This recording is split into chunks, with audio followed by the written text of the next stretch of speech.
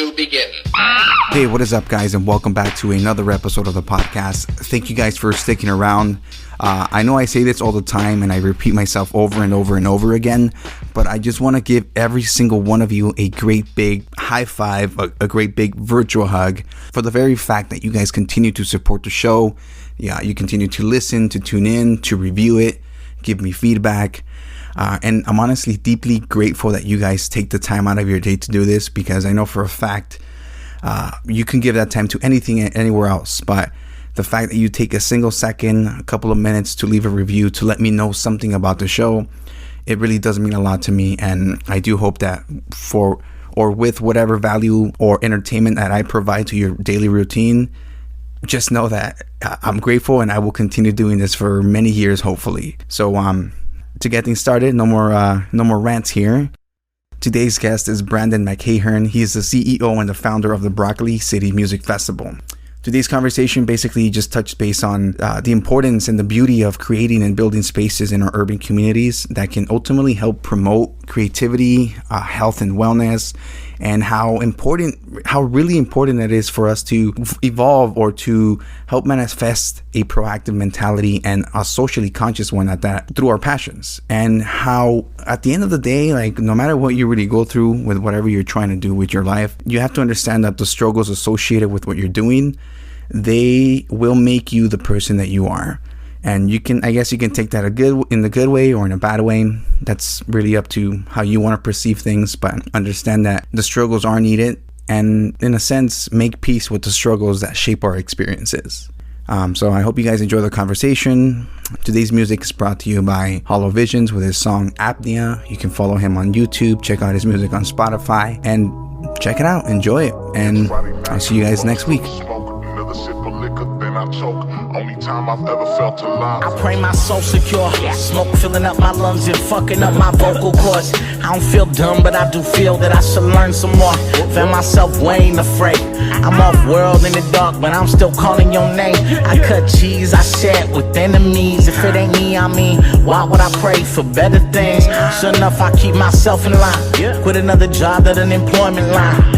Yeah, I get it. No, I'm not young anymore. Still dreaming, in fact. Feeling at home with the struggle. Feel like I've done this before. Me and me back. Doubling down now. To burning the town down. Creating our own sound. Worthy renowned now. We out in the water. I hope that we don't drown. Floating ain't nothing to see here. Where I've been wanting to be here. I got my family, friends. People my family's friend. Extending my arms to the cousin. Aunts and my uncles. Feel like a family again. Feel like I finally figured my range in the fight. Body been beat up. A product of ether. Feel like I'm part of the wave. We what these streets want. Yeah, we want these. Hey, what is up, guys, and welcome back to another episode of the Social Climate Podcast. Hope everybody's doing okay. Today's guest is Brandon McEachern. He is the CEO and founder of Broccoli City. Wow. Dude, what is up, man? Man, what's up, man? Thanks for having me, E. This is awesome, man. Yeah, man. Honestly, it's an honor to have you here. Absolutely, bro. I've had the chance to have a conversation with you maybe a few times before this actual recording. Yeah. And from the get-go, I was like, damn, this guy knows. He knows what's up. He knows what is going on. My guy. I appreciate you for having me, man. It's always been an honor to, share time with you and share space with you and conversations with you. So happy to be here, bro. Thanks, man. I mean, my first time that I ever heard of Broccoli City, it was probably like 2 years ago, maybe 3 years ago. Mm-hmm. Only because I was just starting to get into like hip hop type of thing, and some friends introduced me to like well, for sure Kendrick, like J. Cole, Childish Gambino. Yeah. And then I think Childish Gambino, he was headlining, I think, like a year or two ago. Yeah. And I was like, oh, Broccoli City. And I was like, oh, this thing's not even in state. Yeah. And then I think, I don't know how it came about, but somehow I ended up finding that you were the CEO or like the founder of it. Yeah. And I was like, no way. Yeah. Like I see this guy like every few weeks. You know? Yeah, for sure. Thank you for mentioning that. So yeah, we do a festival in DC. Mm-hmm. So Broccoli City. So we can start off there. So Broccoli City itself is a collective. It's a social group. where, you know, we're looking to build thriving urban communities, you know what I mean? And we do that through, you know, mobilizing young African Americans, Hispanics, you know what I'm saying? Anybody within that urban demographic or diaspora that is looking for change. So, you know, it started out actually in Los Angeles. I did the first one here, and it's funny that you would say cats like Kendrick Lamar, because he performed at the very first one that we ever did out here. Damn, you know what I mean? We did one, it was called Global Coolin'. It was, you know, him, Dom Kennedy, who was one of my favorites in LA. I fools with Dom Kennedy.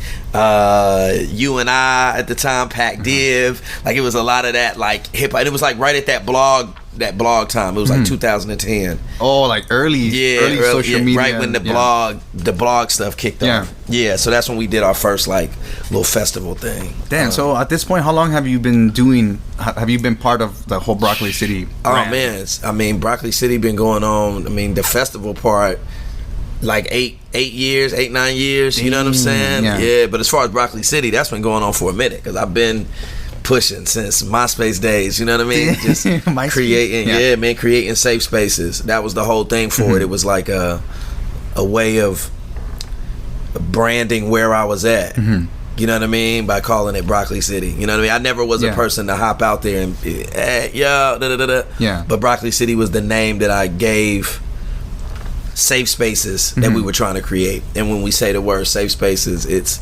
spaces where we can be ourselves, you know what I mean, and kind of unleash, take the mask off and be ourselves. And not now, COVID times, keep the mask on. Keep your mask on, you know what I mean? And that kind of spawned the festival and all that good stuff. Yeah. Damn. So at this point, like, what was the initial idea behind? Like, what were you involved in? T-shirts, previously? Bro. T-shirts. I did T-shirts. I came to LA. I'm from North Carolina. From Greensboro, North Carolina. I moved to LA in around 2009, 2008. And I started noticing streetwear. I started working at this spot on Melrose called Workman's, and it was a streetwear store. And I got hip to Crooks and Castles, and that was an old T-shirt brand back in the day. And it was dope. And they were young. They were Filipino dudes actually. And I met one of them. And they had their T-shirts in the store, and they was on consignment. You know what I mean? I don't know if y'all know. Y'all listen and know what consignment is.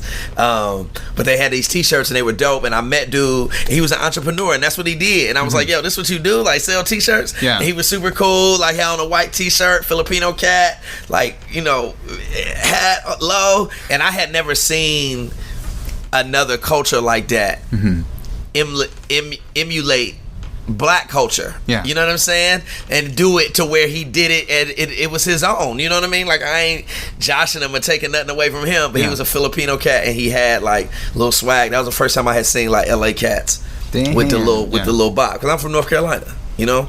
So that was kind of the knowing that I could do it part. Like, oh shit, I could do that too. Yeah, like, you know what I mean? Like, I could start a brand too. Like, if he could do it, I think that's the moment that it sparked in me. That's what I can remember, because I was in LA. It was Melrose. Kids are buying tops, the spray paint tops. Like, I'm in the store. It's like, oh yeah, I remember those. Yeah, it's Jay Dilla music. Yeah. It's a vibe. Which I'm from North Carolina, so I'm not from, like, I used to go to New York back in the day. Like, I'm hip. I'm up on it. Yeah. But the West Coast, what that store provided me at Workman's, it was just a different little vibe. It was T-shirts like by graffiti artists. Yeah. And it sparked that shit. Like, yo, hold up, I can do this too. And that's early LA, just moving to LA.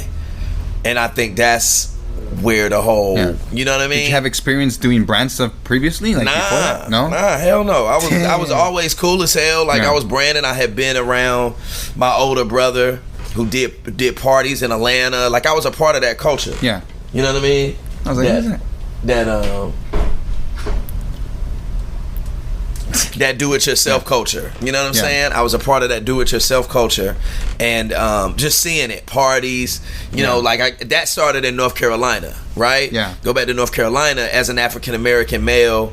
North Carolina, where I'm from, Greensboro, North Carolina, I saw African-American males doing things like cutting hair, preachers, you know what I'm saying? Like, I saw wealthy black men, you know what I mean? So that right there instilled, like, oh, okay, like, I can get this paper. You know what I mean? Like, but not from a drug dealer sense. This is from a common white collar sense. You know what I mean? I can be respectable. I can have my morals. I can work really hard, and working really hard works. You know what I mean? Like, I know that, saw that. But then moving to LA, going back to that, moving to LA, I saw it in another light. And this is before Instagram. This is before all that. But I saw it. LA had that spirit. I ain't gonna front. So that was one of the things that birthed the Broccoli City idea early. Like, yo, hold up, I can do it. So yeah, that's I went on some tangent shit. I smoked the sativa before. Hey man, it's cool, you know. I wish I would have smoked before too, but I was like, I have to get this shit ready. But you know, for the most part,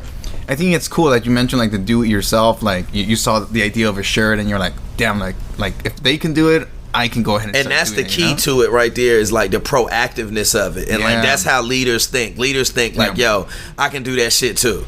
Like if you around like a bunch of little kids and shit, and one of the little kids goes, yo, like, I think I can, or somebody needs to change that. Like those type of words, when you hear that type shit, that's when you know. Like some innovative stuff going on. That's when that one is gonna be the one. The questions. The proactiveness. You know what I'm saying? And I just learned that recently, like listening to shit, you know, like on the YouTube, walking and all that. You know what I mean? Like trying to clear my mind, you know, all that type of stuff, right? And I have been listening to things, and it's been talking about, like proactiveness is key, bro. Like doing that shit, bro, like that's half of the battle. Yeah, it's funny that you mentioned that do it yourself and being consistent, because the last episode I was talking about, I was talking to this her name's Viva. She has like a poetry journal that started out in South Central, and her whole thing was that she wanted to create a platform for people who wanted to voice their opinions or their stories or experiences through poetry. And she started off in South Central because that's like the place where it's underrepresented in terms of like arts and culture and stuff. You know, it's powerful. Like I told her, like a lot of that area, I grew up in Southeast LA, so a lot of the area there is, you know, minorities, predominantly Hispanic and Latino, and some of those areas. And then obviously South Central has like this whole stigma of like violence and like all this negative connotations attached to the location. But again, like just because it has that weight or the negative energy around it doesn't mean that there isn't things that are ready to sprout and grow from that. Absolutely. You know? I mean, it's funny that you had said the word culture. Like scientists, they look at the word culture different. Like the word culture is like that little circular thing that germs are in. Because it's like the environment. That's what the word culture means. You know what I'm saying? Yeah, like on those Petri dishes. Yeah, them little dishes. That's like the culture that it grows in, the environment that it grows in. So to your point, you know, us as minorities, I think it's strong for us to, you know, strengthen our community so we create a positive culture. You know, to your point, for it to grow, for it to sprout. Those are certain principles that we have to align ourselves with. For example, if I throw something up in the air, it's always gonna fall. You know what I mean? That's a law, right? That's like a universal law, or whatever the case may be. And there's certain principles, like if you put a flower in a sunny area and you feed it and you pour water on it and you take care of it, you don't have to pray about that. You don't have to pray about that. That's nothing deep. You don't have to like get on your knees and pray to God. It's gonna grow. Exactly. Because you put it in the right environment. So it goes back to that word, to that culture, to us building our communities up to where no matter what's going on outside, have you noticed that even a kid from you grew up from a certain side of the track, right, as they would call it, but because of the culture that you grew up in, you hear with a podcast interviewing a man in Los Feliz where Kevin Bacon and Jack Black go to eat food across the street from where we're at right now. You know what I mean? So it's the culture that you were brought up in. And I'm just double backing on that word culture. And it totally makes sense. I mean, going back to Broccoli City, so you know, you started with the branding when you came from North Carolina. Now the idea of the festival, where did that come from? That came from so when I first started Broccoli City, I was a PA, production assistant, which is, you know, you go and get people subs during working on TV shows and things like that. That was my first job I mean, like my second, third job, right, in LA after the whole Workman's thing. I started working in television as a runner, right? Yeah. That's what it was. It was printing out maps. You know what I mean? You would print out MapQuests and deliver cut CDs to editors' houses and go and get the executive producer Subway, you know what I mean? And make sure that all them, you know what I mean? And be Keeping a PA them on happy, set, absolutely. And running and getting waters, and you go and get the crafty, the food of the morning, low key. So anyway, I was a PA, and damn, what are we talking about? In terms of Broccoli City, the festival. Oh yeah, so the festival idea. So boom, I was working at MTV, and I had learned about. I got hip on the concept of Earth Day. I wasn't really hip to Earth Day, but I had got hip. I just remember it around that time. I don't know if I learned about Earth Day then or what happened, but anyway, I just got hip to Earth Day. And I was like, man, what the fuck? Like, Earth Day. Like, what the hell? Like, this is dope. So this is a day where you celebrate, like, you know, the earth and shit. I'm like, oh, that's pretty cool. You know what I mean? I had already had Broccoli City as a t-shirt line. And I thought that it would be cool to promote. The shirts was out of organic cotton. You know what I mean? It was Broccoli City. They were organic t-shirts. Oh, yeah. You know what I'm saying? That was like the little thing behind them. Keep it eco-friendly. Yeah, keeping it eco-friendly, because that was big at that time. Yeah, so I figured this could be a cool day to kind of promote that, because it was Earth Day and the shirts was organic. That made sense to me, and it'd be healthy, but we would put some hip hop, some fly shit on it. You know what I mean? And that was kind of like the birth of the festival. But I always did parties though.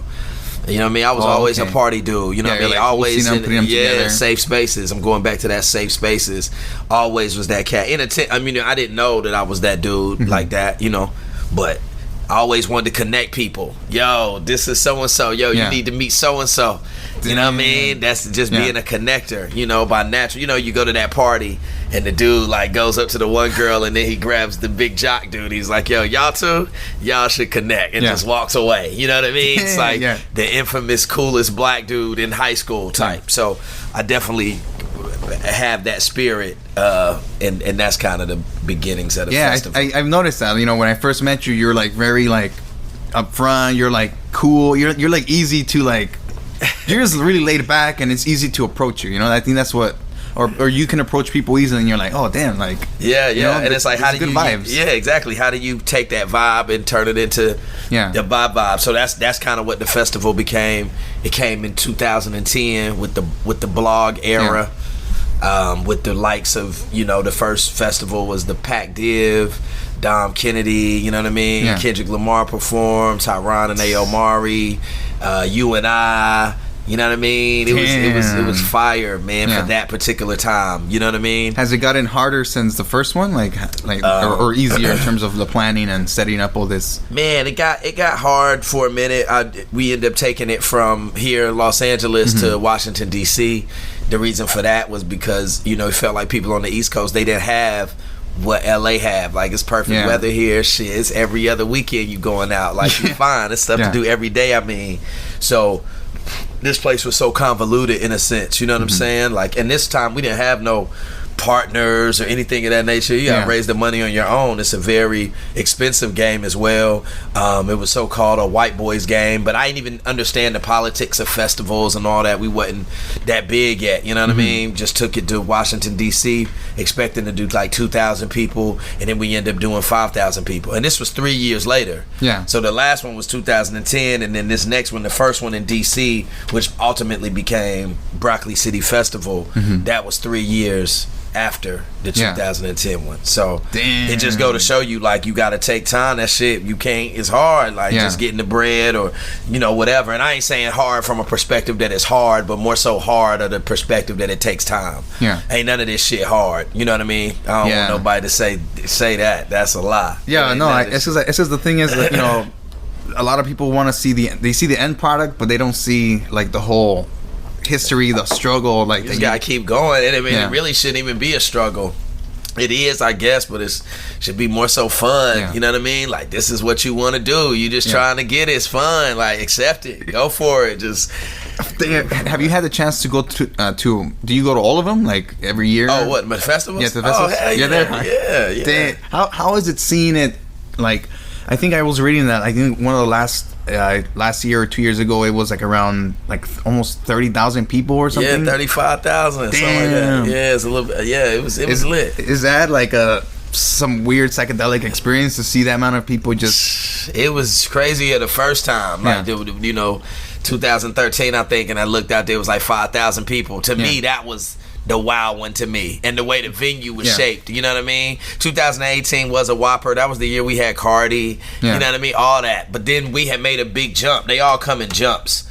So it'd be like 5,000 one year and then 10,000 the other. So that other 5,000 people, you'd be like, golly, you know what I mean? But then when you look at, you know, what you know, in all due respect, what the white boys be doing, they be killing too. They be doing 50,000 in 2 days, you know what I mean? So the festival space is definitely, you know, definitely a powerful thing. But in terms of our niche and what we do and creating those safe spaces for minority folks, like, shit is hella lit. It's beautiful. Is black and brown folks as well as white people too. It's just a pure vibe, to your point. It's in DC, a place where people aren't as, I'm not gonna say, I don't know, DC just weird. It's a weird energy there, which is dope. It's a cool energy. It's a liberal-esque energy, I guess. You know what I'm saying? It's DC. It's a dope place. And it's a good place to kind of create, you know, to have that culture of Broccoli City, which can be anywhere, because we did it in LA again. 2015, I think. We did it in LA again, and it was just a vibe. Damn. It was another vibe. Yeah, so. It's cool. I mean, I'm usually a frequent, like, either concert goer or I'm going to festivals, you know, so I'm obviously pre-COVID, like every other week, every other month, I was going to, like, whatever, you know, music scene around here. For sure. You know, because my idea is, like, the whole unity of being at the one place with people who are kind of, what am I trying to say? Just vibing off the same energy. Everybody's there for one reason, it's you know? It's a beautiful thing. And I think, yeah, like you said, it's beautiful. Cohesive. You know what I mean? Sharing the same message, yada, yada, yada. Like, it's a dope thing. The festival thing is definitely a cool thing. And it's a big business as well. You know what I mean? Like, it's a huge business, man. And right now with the whole COVID stuff, I think you guys postponed it not till next year. Man. Yeah, we postponed till next year. We actually at first had postponed till October. You know what I mean? This October? Yeah, this October. We was gonna try to wait it out. You know what I mean? But obviously, once the news, the more in depth this thing became, we realized obviously that we weren't gonna do it, and we were better served to use our energy towards something else. Like right now, in the same space where we were gonna have a festival, we're doing a drive-in movie activation. So we basically created a pop-up drive-in theater for the next couple months. You know for what like I mean? movies. Jurassic Park was playing tonight. You know what I mean? You can go on our Instagram and peep it out. You know what I'm saying? Like, young kids out there, you know, just turn their radio to the thing. It's safe fun, right? Like, it's creating, yet again, going back to it, creating these safe spaces for us. You know? Now, do you see it like hopefully that everything is better, air quotes, next year? Do you guys, or at least do you see it kind of staying the same, or are you gonna try to like? Because a lot of people right now doing their like virtual. Like, we actually did. We started a conference before our festival, right? So we have a conference portion to it now. That part was strategizing us as African Americans, us as minorities. How do you establish some type of education platform as well? It can't all be fun and games. You know what I mean? We have to strategize. We have to think. That's for anybody, right? You know what I mean? So the conference portion is 2 days of conversations on professional development, health and wellness, financial literacy, you know what I mean? Things to build up our community, like get our soldiers together. Like, we need to go into things right, you know, networking, this, that, to the third. So long story short, we end up doing that digital on Facebook. You can check that out, broccoli.com. Go check it out. We had sessions. It was 2 days. It was the 7th and 8th. So July 7th and 8th. So it just happened like a week ago. I'll see you the link. So you can check it out. So to your point, yes, we are moving things digital. We had a food festival that we did called Food and Grooves. We actually are doing shows now, like little IGTV shows. Food and Grooves. Because the concept of Food and Grooves was soulful and amazing bites from different minority groups. So we actually had a Hispanic chef out of New York that was coming down to speak. You know what I mean? Like, we had somebody from different parts of whatever community, but as long as they were minorities, speak at this festival we were doing, this food festival. Long story short, we didn't do it for some other reasons then, Yeah. and we were obviously gonna bring it back this year, but COVID, so we can't. Anyway, we're doing it digital. So to your point, yes, digital is the wave. Yeah, that's what I see. Yeah, well, again, because I've seen a lot of people do like the IG lives. They're performing.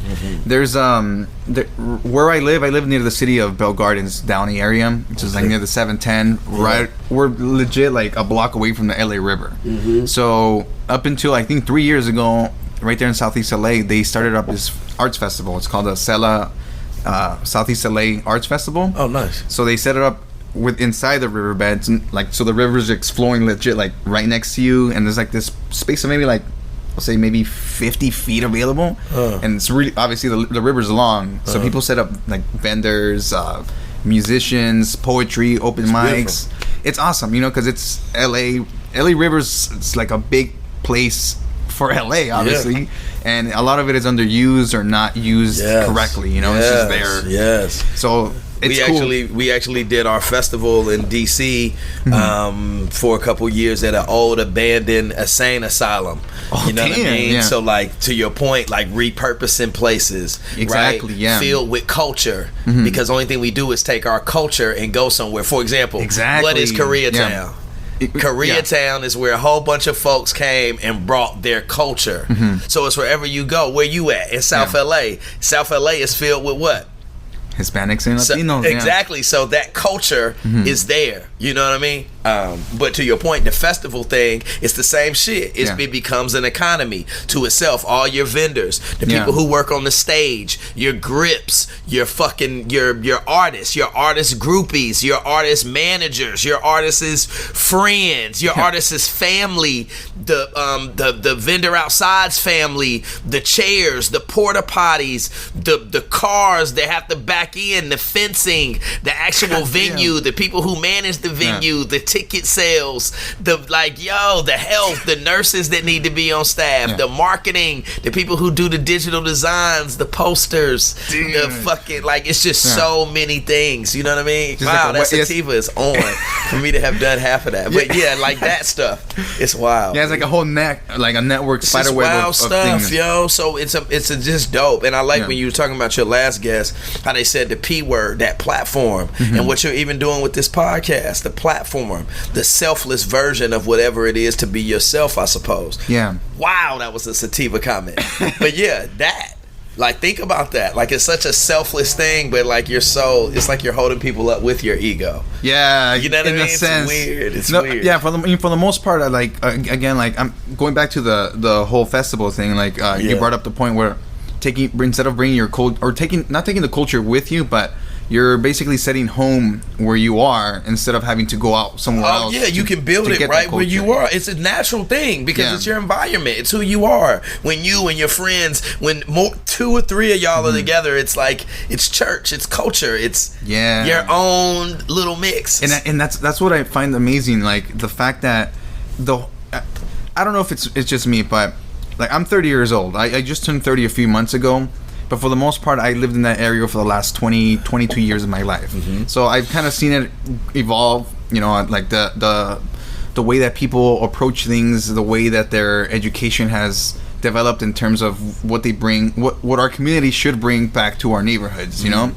The thing is, a lot of the people that I know, which is there's nothing wrong with it, but a lot of people leave the area because they don't see it as beneficial to their overall outcome of growth. But what I personally feel is, like, you know, we can't necessarily forget where we're coming from. You know, and I think if you want to better anything in your immediate surroundings, you got to start off by starting off with yourself, and then those people or your community around you. You know, those are the most accessible people you can reach out to. I see that. I think that is a version of it. Yeah. Then I think it's another version of that same exact ordeal. If you look at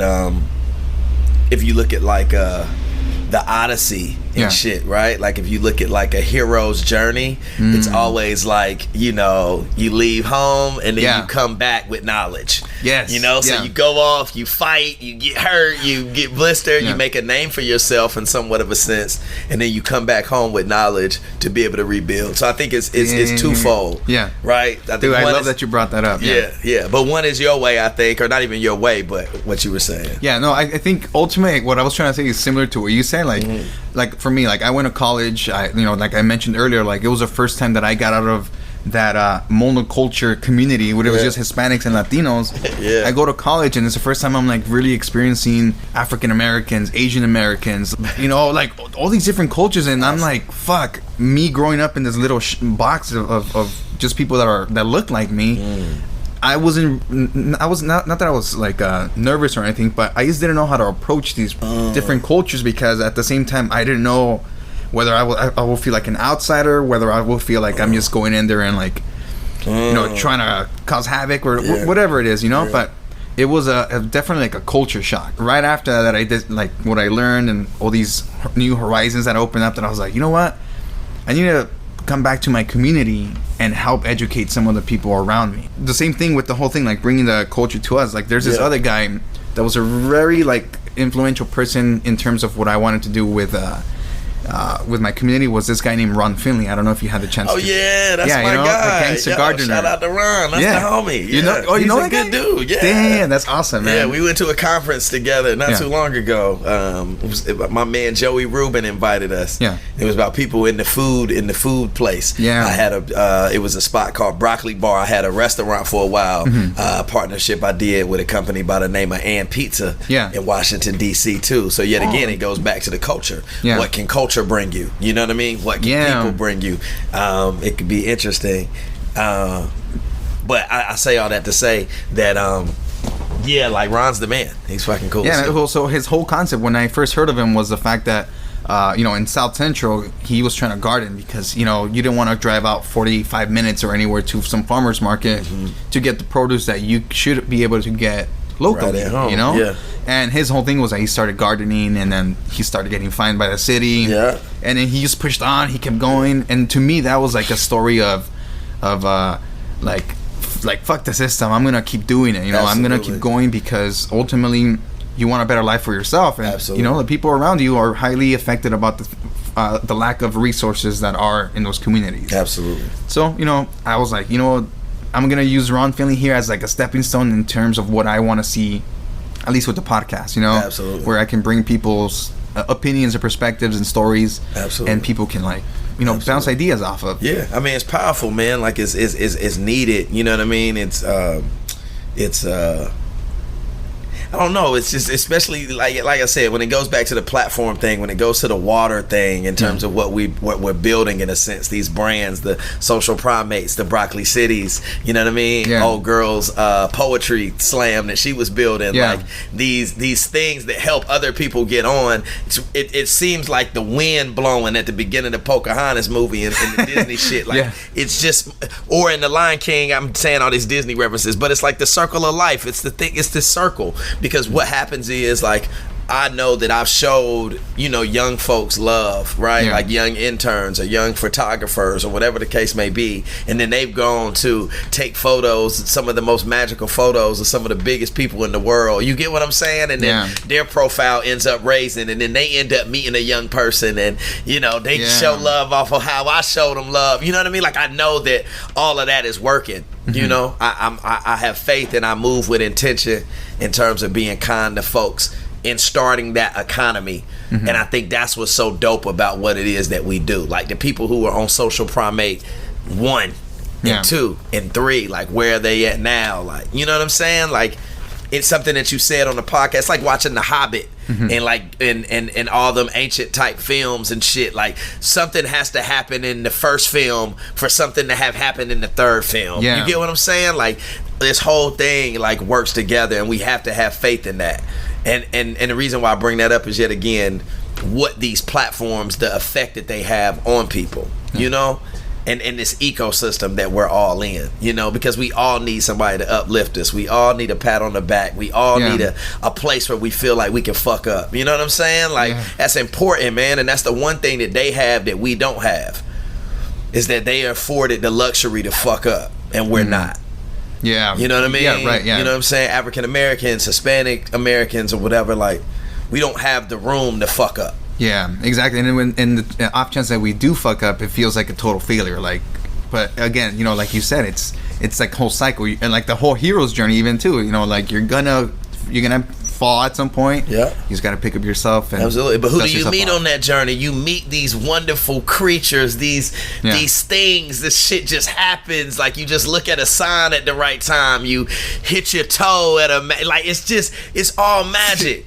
If we fall in love with it, you know what I'm saying? Because we have to. We don't have no choice. Because you don't, and you going against the current, that shit is whack.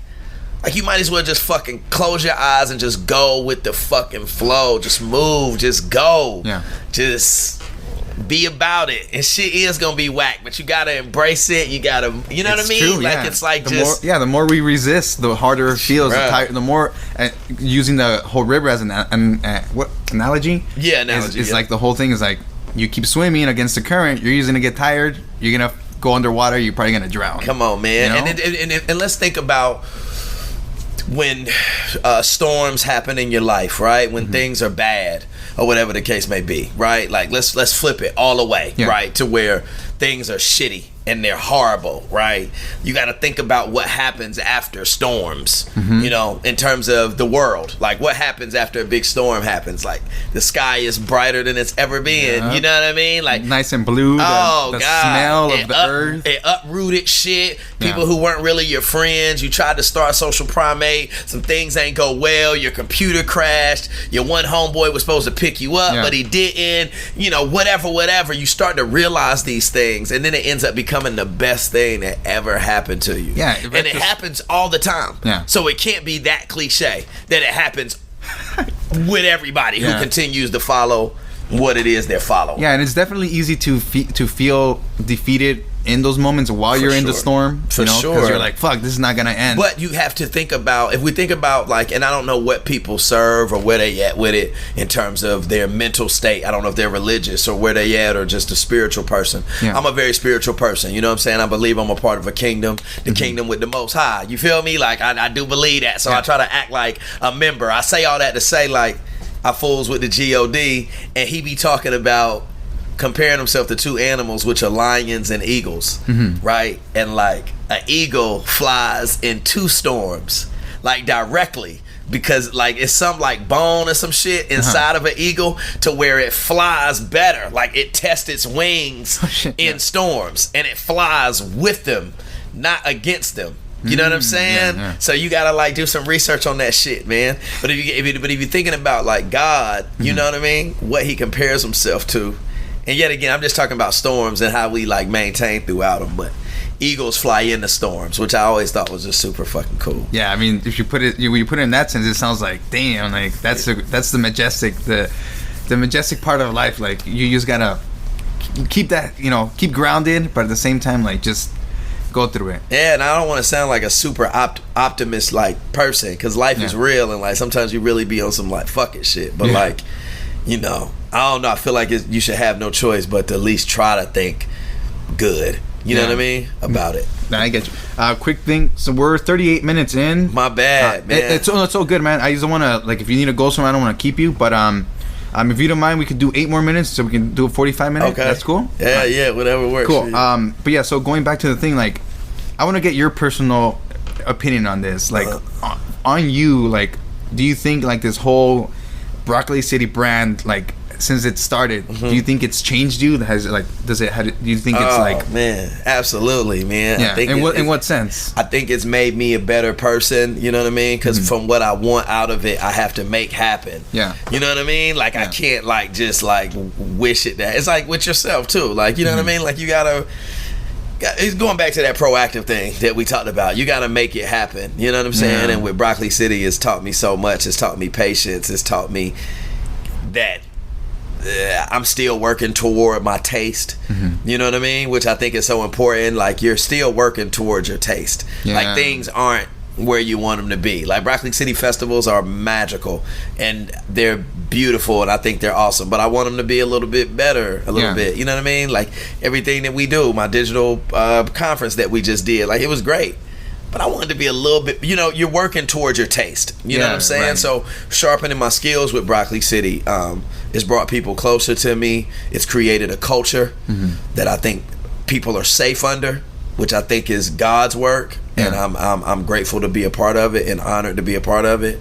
And it's cool, and I look forward to seeing where it takes me at the moment, because it's taken me to a couple of places, and I look forward to seeing what else it does. And I think that another thing that Broccoli City has taught me is management, which I think is beyond key in our life. Management in the sense of like business, or everything, man. Management is so key, and I'll break it down without trying to not like be an extra, but like, you manage everything. You manage your time. You manage how much time you spend watching TV, how much time you eat, how much time you build relationships, how much time you don't, how much, like, we manage everything. And I just think it's so important to be intentional with how we manage, yo. Like, get up on time. Like, you know what I'm saying? Go to bed at a good time. You get what I'm saying? Like, I get you. Manage your stuff. Like, principally, I mean, like, I don't know. Like, get it together, because it's principles. And it's all gonna make sense if you just, and I try to put it in niche, you know, say little things, but it's like, I don't know. And that's just what I'm on. That's what I'm on, folks. Disclaimer. This is B. I'm just on what I'm on. So I don't know what y'all on, but that's what I'm on. It's good because, like, me, I've been having this particular issue with myself. Like, the last COVID, this whole last 4 months of COVID. For sure. You know, we've all lived through the last 4 months. We all know how it's been. There's no need to tell you how weird it's been.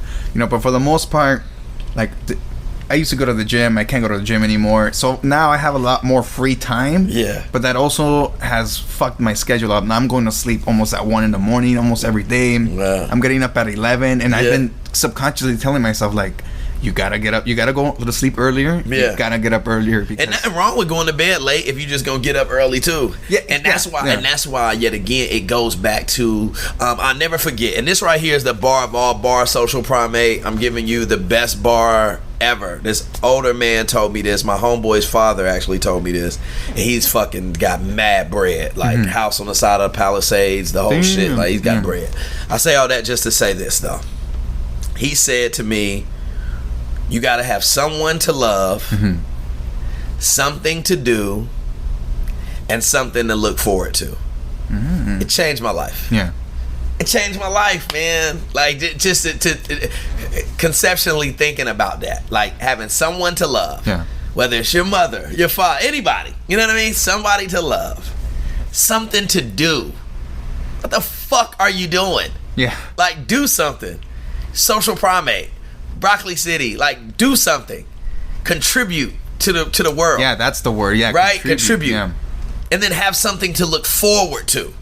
That's so amazing. Think about how you act when it's Monday and you have something to do on Friday, something big. You're going out of town. You're going to a fucking tag race or some shit. Yeah. Some weird. It don't matter. You could be going to a picnic with a couple of your homeboys or your homegirls, but you have something to look forward to.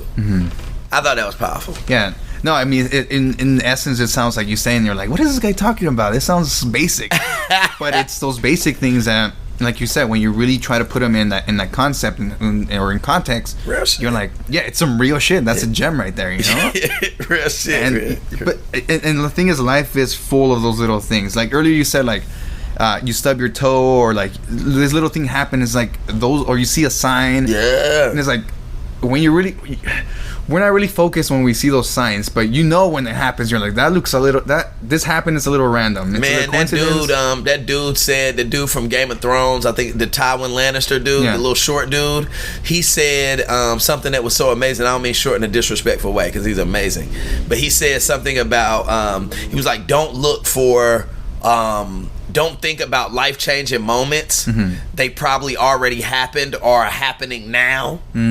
And I thought that was so dope, man. He was like, don't be looking for like life-changing moments in your life. Like something's gonna just like, nah, it's probably already happened, or it's happening right then. Yeah, as you're talking about it. Because you're too focused on other stuff. You're not seeing it's happening consistently. Yeah, it's happening all the time, man. Yeah. The story is being written and shit. You know? Dude, it's I know our conversation is almost coming to an end here, but if people, I know Broccoli City's not happening till next year, but if people want to get information about you, if they want to get more information about where you're coming from, for sure, what you're doing, where's the best place for people to and people can follow us on pretty much Broccoli City everything. Broccoli City on Instagram, broccoli.city.com, broccoli.con.com, bcfestival.com, a lot of .coms. But yeah, check us out. And appreciate you having me on this show, Brandon. It was a pleasure, man. Thank you again. The last thing I was gonna ask you, let's keep talking. I didn't even want to go, but I felt led to go. Anyway, go ahead. Right. I mean, in your experience, like, what has been your biggest limitation in terms of like getting this whole idea of Broccoli City? I mean, I think we'll always say finances, right? Finances has always been, and that's it. That's all I'm gonna say. To be able to work within this system, to have a voice in this system that we live in called America, you need some bread. You need some money. I was telling I'm in the process of putting a spot together with two of my friends. We're hopefully in like the next 6 maybe year, depending on how this stuff goes, we are thinking of setting up a space where people can go record podcasts. So I guess like a mini recording studio, but limited to the services it has. Oh, that's super dope. So like we've all been saying like, dude, like we have this great idea, but the thing that we lack is the financial aspect, Absolutely. And I think, go for it. No, I was gonna say that's what's so key about the whole like management thing I was talking about earlier. Like, manage your mind, do the research, figure out how to go and get the money, manage it, figure it out. Like, you'll figure it out. You really will. Like, it's crazy. You really will. It's so wild, man. But it's like, you gotta take the time. Like, we say things are complicated because they're we're ignorant to them. You know what I mean? You say something is complicated. You say, I don't know how to make eggs. Making eggs is complicated because you don't know how to make eggs. But if you knew how to make eggs, it wouldn't be complicated. Right. You get what I'm saying? So it's like, get the knowledge. Get the knowledge. You know what I mean? Damn, dude. See, that's what I like to hear. It's not being like super optimistic about it, but you're being real. You got to be real with your whatever you're doing. I mean, that was one of the things that changed me. It's like being a smoking doctor. You know what I mean? It's like knowing what's right for you, but then still doing the opposite, like with some bullshit. Like, get it together. You know what I mean? Like, stop it. Get it together. And like, that's something that we have to hear and we have to tell ourselves often, because self-government is key. Like, self-discipline is like the fucking wave. What? It's the fucking wave. You know how much you respect people that you don't even realize how much you respect them because of their self-discipline and how they carry themselves. You don't even say certain things around certain people because of how they carry themselves. It ain't got shit to do with you. That's how you know it's powerful. You can't even break it.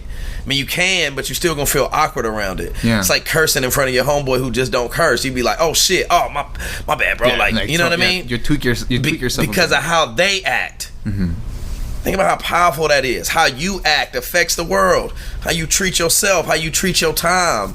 Like, and I yet again, I'm not even saying this to y'all listening on the podcast. I'm saying this to myself. Every day. Get it together. You know what I mean? Because it works. It works. Once you get it together. But you got to get it together. There's times I look at myself in the mirror, I'm like, all right, you gotta do this today. You gotta get it done. Like, and that's it. You just gotta get it together. That's it. And it ain't nothing deep about it. It ain't no extra shit. It ain't no fucking. Let's get it done, yo. You know what I mean? Figure it out. Take a shower. Wash your hands. Principles, yo. Brush your teeth. Take your vitamins. Like, you know what I mean? It's like basic ass shit that we just don't do. Exactly. As human. I'm not talking about emotions. I'm not talking about none of that. I'm just talking about us just. And I'm working on it today. My day to day, I'm trying to work on it. Run, get exercise. You know what I'm saying? Like all that little stuff. Drink water. Things. Like you said, like ultimately, you're only gonna make those changes when they come from yourself first. Like, for example, I only have control if I want my area to be organized or stuff. I had to start with my room. Absolutely. Like that's where everything starts. Absolutely. And then once that comes up, once that gets together, then I can come to work and be like, okay, organize this. Absolutely. And then, you know, slowly and surely everything around you starts coming a little bit more together. Absolutely. But like you said, discipline is key. It's real, man. And falling in love. And I got to keep saying this, man. Everybody listening, falling in love with the process. You got to love working. Working really hard works. I've been hearing that for a minute in my head for some reason. But working really hard works. Work hard. Like, you know what I'm saying? That shit be wild, man, but I'm going through it too. I'm on the same tip. But like, I'm trying to work hard, man. I'm trying to work hard. And I'm not trying to think about like bullshit, like have space in my mind to think about bullshit. Like, it's action. It's go time. Yeah. Like, I want to like make an imprint. I want to contribute. You know what I mean? Like, I want to leave yourself here. You know what I mean? Is Broccoli City like the main thing that you're focused on, or like do you have like other side? Man, I got a couple things that I'm plotting on, but Broccoli City's my baby. You know what I mean? Like that's the one that I filter a lot of my stuff through. You know what I mean? But like the goal is to do so much more. You know, I definitely want to get into the space of narratives, like the movie space that everybody's into. I feel like every rapper, not that I'm a rapper or ever was, but I feel like every rapper is gonna have a TV show by the end of 2022, which is fine. But I want to get into the narrative space as well. Tell some stories from some honest perspectives. I'm a fan of that. Man, but definitely a whole lot of things, man. I don't know. I like what you were doing in terms of building that space for podcasters. I like spaces. I like spaces where you can cry, man, and you can be yourself. The world's fucking hard. That's what I try to give off. I try to give a space that you can cry on my shoulder if you want it.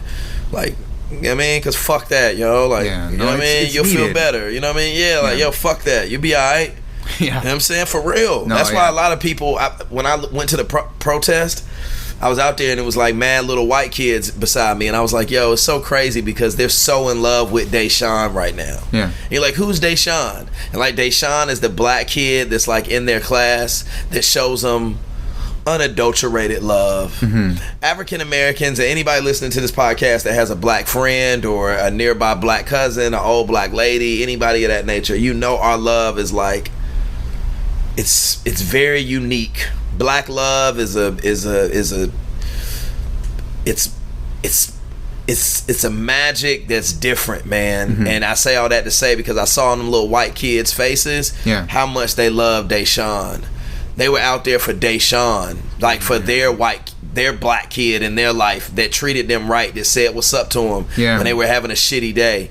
You know what I mean? It's something about the black magic. I don't care what nobody say. We from the equator, so we're used to giving. You know what I mean? It's hot. We used to giving out. Like, you know what I mean? I heard that. But anyway, black love, man. It's a trip. It's a trip. They always talk about our hatred, but it's a lot about our love, and that's what make. I don't know. When I was out there at that protest, I saw that. Like, I just saw how much, like, you know what I mean? You can see like that. You see people out there for the right reasons. For like they have, you know, like you said, like these people around them that, you know, their perspective has changed with everything. It's like I've had experiences on my own where, you know, I'm Hispanic. You know, I'm not like the darkest Hispanic, you know, but I'm also not light. But obviously, people see me and they're like, "That guy's he's Mexican or something," you know.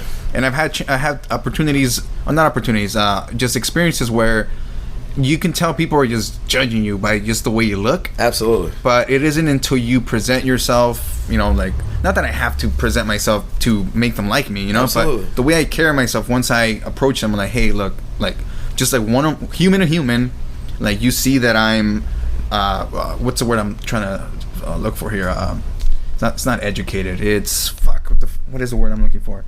I can't think of it right now. But like, I'm just presenting myself and I'm treating you like a person, like a human, and that normally I've seen their experiences. It goes back to what I was saying though. It goes back to the love that you got for Eddie. When people see the love you have in yourself, they treat you with that. Like when you go to somebody's house and like they smoking cigarettes or something, they just put it out on the floor. Then when you smoke a cigarette, you put it out on the floor. You saw them do it. You know what I mean? It's crazy, right? Like, it's real shit. It's humans evident. Are fucking weird. It's just evident though. It's like you gotta just be conscious of the shit. You know what I mean? In a sense, you know what I mean? And just stand for something and be like, have integrity. Like, you know what I mean? Like integrity. It's pretty basic. But we just we're not accountable. Like, humans aren't accountable for anything anymore. Like, we can like look up anything on our computer and erase the history. Erase it. Yeah, dude, I never. Yeah, that's true. Yeah, you're right. Just erase it. What did you do? Yeah, I didn't do nothing. You know what I mean? So it's like, how do you hold yourself accountable? Like, and I do it too. We all do it. We're all like low key pieces of shit. You know what I mean? But it's like, how do you try at least? Dude, I don't know. It's funny because I was driving home the other day and I was like, and I'm thinking here, like, what am I gonna talk like with Brandon? Like, I'm here thinking of topics and like things that I kind of just want to delve deep into. Yeah. And one of the things that came up to me was like, that we're all pieces of shit. Yeah. You know, like if you're listening to this and you think you're not a piece of shit, you're just bullshitting yourself. Because at one point or another, you've done some shitty stuff. Oh, you know, man, and golly. But like you said, like you, at least the shitty stuff that I've done, now I'm able to like. I can't hold myself accountable anymore, but I can still think about what I did and try to make myself a better person to approach that situation if it comes up. Absolutely differently. Yeah, you know? Learn from it. Yeah. And then like the whole thing was like, for example, like with cops, my thing is like, how can people see cops as like this? I'm not saying they are, because, you know, ultimately we need somebody to come in and say like there's some authority here. For sure. But like, how can we expect them to hold themselves accountable as a group if as a human you can't hold yourself accountable outside of that? It's like, he's still a dick. Like, he's still an asshole. You know? And it's like, how can I expect you to have integrity with the community when you can't even have integrity with yourself or the people in your proximity? Man, I really wish I knew how to answer that. I don't know, man. Yet again, I'm gonna keep going back to self. Yeah. You know what I mean? That just seems to be the only answer now. And now that you're at 30, man, like, I don't know, maybe you should be, you know, the spirit of singleness is strong. Yeah. Like, the spirit of being a single one person, a foundation of one. Like, you're going to be amazing. It's going to be amazing the type of people that you attract the more you get yourself together and like you're honest with yourself. So I don't know about that. You know what I'm saying? Like, that shit's wild. I'll let him handle that because I'm pretty sure he got his own shit that he going through. You know what I'm saying? Yeah, I'm sure. But I think that, you know, to all the social primates, we gotta fucking, man, be on our shit, man. We gotta manage ourselves, man, and fucking get right, man. Yeah. Fuck all that emotional shit, man, and fucking strategize, you know. And I'm talking to, you know, man, I'm talking to everybody who's trying to do some things. We gotta strategize. We gotta get it together. We gotta write a plan down and make it plain, man. You know, write a plan down and let's fucking go. You know what I mean? Like, let's go. You know, follow your dreams, all that stuff. But like I said, make it practical. Like I said, write it down. Steps. Steps. Exactly. Start with something. You know, visualize it, materialize it. And we hear it all the fucking time. Yeah. Like, every person we hear about, they say the same thing. I thought about it, I dreamed about it, and it came to pass. So it's like, I believe like you should think about it, dream about it, and it'll probably come to pass. You know what I'm saying? It's true, man. Well, we're at that time, man. We did an hour here. Man, beautiful, man. Man, thank you again for taking the time. And I know we mentioned it earlier, but again, if people want to reach out to you, you said all the Broccoli City is BROCCOLICITY. That's it. Broccoli City, man. You're going to find it. You Google it and everything's going to come out. Well, again, Brendan, thank you again for coming out, man. I highly appreciate it. Man, thank you, bro. It's an honor to have you here for longer than like 5 minutes when I'm helping you out. This is dope, man. Thank you so much for having me. Peace. Only time I've ever felt alive. I pray my soul secure. Smoke filling up my lungs and fucking up my vocal cords. I don't feel dumb, but I do feel that I should learn some more.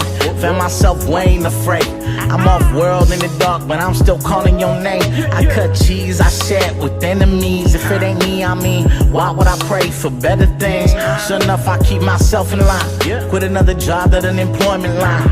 Yeah, I get it. No, I'm not young anymore. Still dreaming, in fact. Feeling at home with the struggle. Feel like I've done this before. Me and me back. Doubling down now. To burning the town down. Creating our own sound. Worthy renowned now. We out in the water. I hope that we don't drown. Floating ain't nothing to see here.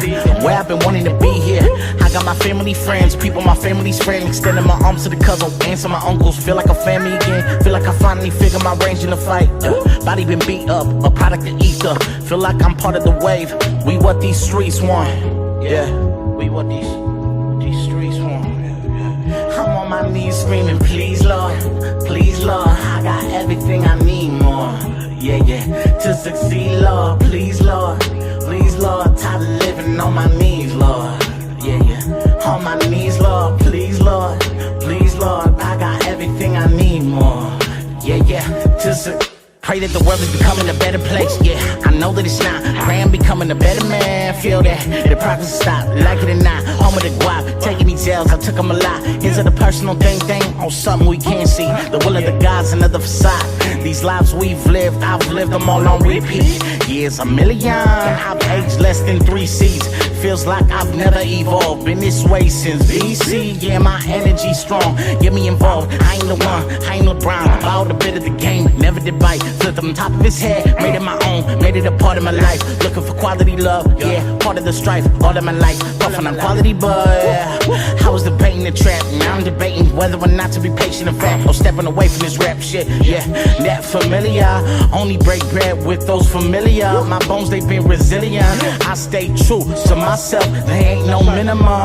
Yeah, they ain't no minimum. Yeah, I'm on my knees screaming, please Lord, I got everything I need more. Yeah, yeah, to succeed, Lord, please Lord, tired of living on my knees, Lord. Yeah, on my knees, Lord, please Lord, I got everything I need more. Yeah, yeah, to succeed.